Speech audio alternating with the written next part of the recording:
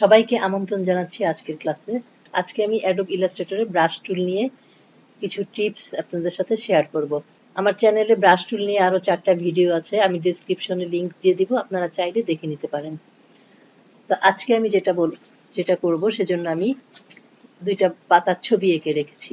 এই ছবিগুলি দিয়ে ব্রাশ তৈরি করব এবং কিছু ট্রিক্স দেখাবো। আমি প্রথমে এটা দিয়ে আমি একটা আর্ট ব্রাশ বানাবো। ব্রাশ প্যালেটটা ওপেন করে রেখেছি। এটাকে মাউস ড্রাগের মাধ্যমে এখানে নিয়ে আসলে এটা একটা ব্রাশ তৈরি হবে। যে ডায়লগ বক্সটা এসেছে সেখানে আর্ট ব্রাশে ক্লিক করে ওকে দিলে আর্ট ব্রাশটা তৈরি হবে। এখন আমি এর আগে দেখিয়েছি যে স্কেল প্রপোর্শনাটলি এখানে ক্লিক করলে পরে আমি যেই পাতাটা এঁকেছি এটা ছোট কিংবা বড় যেভাবেই আঁকি না কেন এটার দৈর্ঘ্য প্রস্থের অনুপাত সবসময় সমান থাকবে। আর কালারের ব্যাপারগুলি আগে দেখিয়েছি, আজকে আর এটা বলবো না। আমি এটা এখানে ওকে করে দিলাম, তাহলে একটা আর্ট ব্রাশ তৈরি হয়ে গেল। এখন আমি যদি এখন ব্রাশ টুলে ক্লিক করে এখানে ব্রাশটা নেই এবং মাউস ড্র্যাগ করি, তাহলে আমি এখানে যে অনুপাতের মূল ছবিটা আছে এই ব্রাশ টুলের সাহায্যে যেটা এঁকেছি সেটা অনুপাত একই আছে। আমি যদি ছোট করে আঁকি তাহলে ছোট হবে, কিন্তু অনুপাত ঠিকই থাকবে। বড় করে আঁকলে বড় হবে, কিন্তু দৈর্ঘ্য প্রস্থের অনুপাত সবসময় সমান থাকবে। কিন্তু আঁকার পরে যদি আমার মনে হয় যে এটা একটু পাতাটা একটু চিকন হলে বা একটু থিকনেস কম হলে ভালো হতো, তাহলে আমি কিন্তু এখানে স্ট্রোক থেকে এটাকে চিকন করে নিতে পারি। কিন্তু এটা আমার যদি আর্টবোর্ডে অনেকবার পাতাটা আঁকা হয় তাহলে বারবার এটাকে চেঞ্জ করতে হবে, সেটা একটা অনেক ঝামেলার কাজ। তো সেটা না করে আমি একবারেই যাতে পাতাটার থিকনেস একটু কম হয় সেই ব্যবস্থা করতে পারি। সেজন্য আমাকে এটা এডিট করতে হবে। এডিট করার জন্য এখানে ডবল ক্লিক দিতে হবে। ডবল ক্লিক দিলে এই ডায়লগ বক্সটা আবার আসবে। এখানে আমরা দেখতে পাচ্ছি উইডথ একটা অপশন আছে। এই উইডথ অপশনে আমি যদি একটু ফিক্সড অবস্থায় আছে, এটাকে যদি এটা এখন 100% আছে, আমি এটাকে একটু কমিয়ে যদি দেই তাহলে দেখেন এখানে পাতাটা একটু চিকন হয়ে গেছে বা থিকনেসটা একটু কমে গেছে। আমি আমার প্রয়োজন মতো থিকনেসটা বাড়িয়ে কমিয়ে, বাড়াতে চাইলে এদিকে দিতে হবে, বেড়ে যাবে। আবার কমাতে চাইলে এই পাশে দিয়ে কমাতে পারি। তারপর ওকে, অ্যাপ্লাই টু স্ট্রোকস।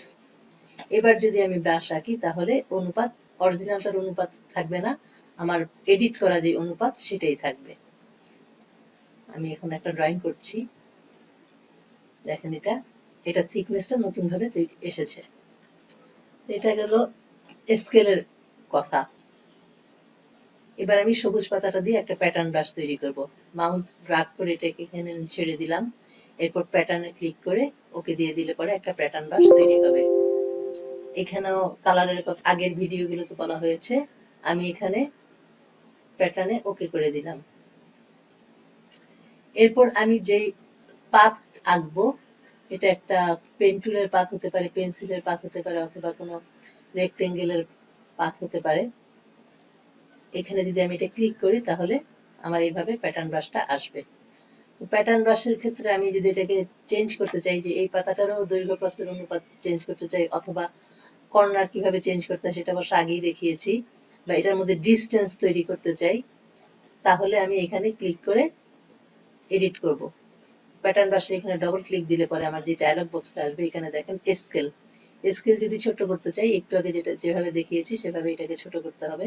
পাতার সাইজ ছোট হয়ে এসেছে। আর স্পেসিং, আমি যদি এর মাঝখানে একটু ডিস্টেন্স, প্রত্যেকটা পাতার মাঝখানে একটু গ্যাপ তৈরি করতে চাই, তাহলে স্পেসিংটা এখানে 0% আছে, এটাকে আমি একটু বাড়িয়ে দিতে পারি। বাড়িয়ে দিলে পরে মাঝখানে একটু গ্যাপ তৈরি হবে। আর কর্নারের কথা আগেও দেখিয়েছি, আমি যেরকম কর্নার চাই সেটা এখানে ক্লিক করলে এই রকমের কর্নার তৈরি হবে। ওকে, অ্যাপ্লাই টু স্ট্রোকস। তাহলে আমরা দেখলাম আজকে যে কিভাবে কোনো ব্রাশ তৈরি করার পর সেটার স্কেল পরিবর্তন করা যায় এবং প্যাটার্ন ব্রাশের ক্ষেত্রে স্পেসিংও বাড়ানো কিংবা কমানো যায়। আজকে এই পর্যন্তই, আশা করি ভালো লেগেছে। সবাই ভালো থাকেন, আবার দেখা হবে।